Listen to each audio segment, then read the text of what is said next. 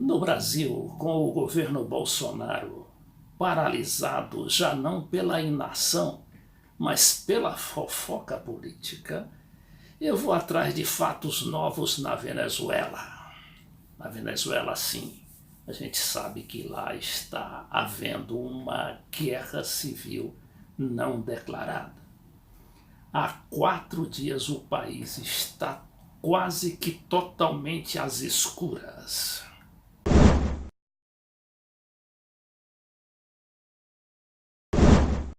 Alguém já imaginou um país às escuras há mais de 4 dias? Isso só pode acontecer em países como a Venezuela e como Cuba. A gente se recorda que Cuba foi tão atacada pelos Estados Unidos que até usaram o chamado desfolhante laranja, aquele mesmo que usaram no Vietnã, e envenenavam rios e outras barbaridades. Parece que na Venezuela esse ataque cibernético à central elétrica de Guri, a terceira maior barragem elétrica do mundo, só superada por Itaipu e por aquela do Egito, é uma situação que desafia qualquer raciocínio, qualquer racionalidade. Aqui no Brasil seria impensável, não é? Mas lá não. Lá na Venezuela, por exemplo, o povo está preparado, mas as Forças Armadas estão preparadas. Imaginem só, as Forças Armadas estão ocupando as ruas, não para perseguir o povo, mas para, por exemplo, fazer a sinalização que era feita pelos semáforos. Os semáforos, claro, que com o apagão não funcionam. Então estão lá as Forças Armadas e o povo, de certa forma, colaborando com a sua paciência estoica diante de tantos problemas. Não obstante, a mídia, a central midiática comandada pelos Estados Unidos e a Europa, continua insistindo na ingovernabilidade. É claro que governar numa situação dessa não é fácil, mas também existe governabilidade. Tanto é que o governo está lá controlando a situação, controlando a ordem pública. Olha aqui essa manchete do jornal É o País, que é uma espécie de Globo, não é, da Espanha, mas tem uma grande penetração na América Latina e América Central e nos próprios Estados Unidos. Diz aqui: a crise elétrica evidencia a ingovernabilidade de Venezuela. Guaidó, o presidente encarregado, interino, entre aspas, exige explicações a Maduro depois de 3 dias de apagão. 16 estados continua sem fornecimento de energia elétrica. E aí vem o veneno e o sensacionalismo. Olha aqui como é que são feitas essas matérias. Depois de mais de 3 dias sem luz, no caso aqui já é 4º dia, Venezuela se assoma, ou seja, se aproxima do abismo.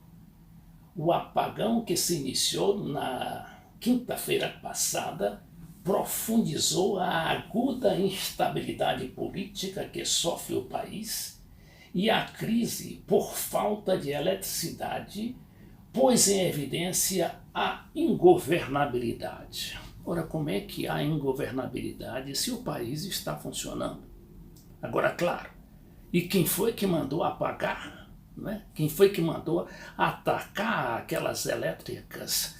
Aquelas que não foi só uma estação, a central, mas foram vários ataques. Toda vez que o governo restabelecia a energia, vinha outro ataque cibernético. O jornal aqui não fala nada disso. Estava na cara de que aquilo era mais uma arremetida, uma violenta, colossal arremetida contra um governo popular e teria como objetivo assolar a revolta da população e estabelecer, criar, semear o caos para que o país realmente se desse conta da necessidade da mudança de regime, que é o objetivo final de Washington e da Europa, interessados no petróleo venezuelano. Bom, mas eu também vou aqui à Folha de São Paulo, o nosso jornal, não é, que reproduz um material muito significativo dessas crises todas, inclusive, reproduzindo esse material do New York Times, a Folha diz: vídeo contradiz a alegação de que forças de Maduro incendiaram caminhões de ajuda. Essa é uma reportagem interessante que partiu do próprio The New York Times. A gente sabe que houve aqueles incêndios naquela ajuda humanitária que tentaram empurrar pela Venezuela através das fronteiras da Colômbia e do Brasil. Incendiaram lá uns caminhões e culparam as forças policiais e armadas da Venezuela. Mas o que ocorreu, como vinha denunciando há muito o governo venezuelano, aquilo foi produto dos próprios opositores que estavam lá no setor, no outro lado da fronteira, na Colômbia, e que jogaram coquetéis Molotov e culparam, não é, as forças venezuelanas, as forças armadas venezuelanas, acusando as forças venezuelanas de queimarem comida. Só que, na verdade, o próprio governo venezuelano continua insistindo que aquilo não era somente comida ou medicamentos. Os medicamentos e a comida era só um invólucro para esconder material bélico, como principalmente escudos, anti-motins, miguelitos, que são aqueles preguinhos para furar pneus de carro, e outros tantos apetrechos para fornecer, para equipar a oposição venezuelana na sua guerra civil contra o governo. Mas vamos analisar aqui mais ou menos como é que se deu essa tal da ajuda humanitária, que foi, aliás, a segunda arremetida. A primeira arremetida, aliás, nos últimos dias, porque a segunda foi a volta do Guaidó à Venezuela, que todos previam que ele seria preso e a população seria novamente sublevada contra o governo. Não aconteceu nada disso. Como também não aconteceu nessa última arremetida, que é o apagão. O apagão, aliás, está até se transformando numa rotina. Mas vamos aqui à notícia da Folha. Claro que reproduzindo o noticiário do New York Times. Cúcuta, Colômbia. A narrativa parecia apropriada para o governo autoritário da Venezuela, obedecendo a ordens do ditador Nicolás Maduro. As forças de segurança venezuelanas teriam incendiado um comboio de ajuda humanitária, enquanto milhões de pessoas em seu país estão doentes e passam fome. O vice-presidente americano Mike Pence escreveu que o tirano de Caracas dançou enquanto seus asseclas incendiavam alimentos e remédios. O Departamento de Estado lançou um vídeo dizendo que Maduro ordenara que os caminhões fossem queimados. E a oposição venezuelana mostrou imagens dos caminhões em chamas.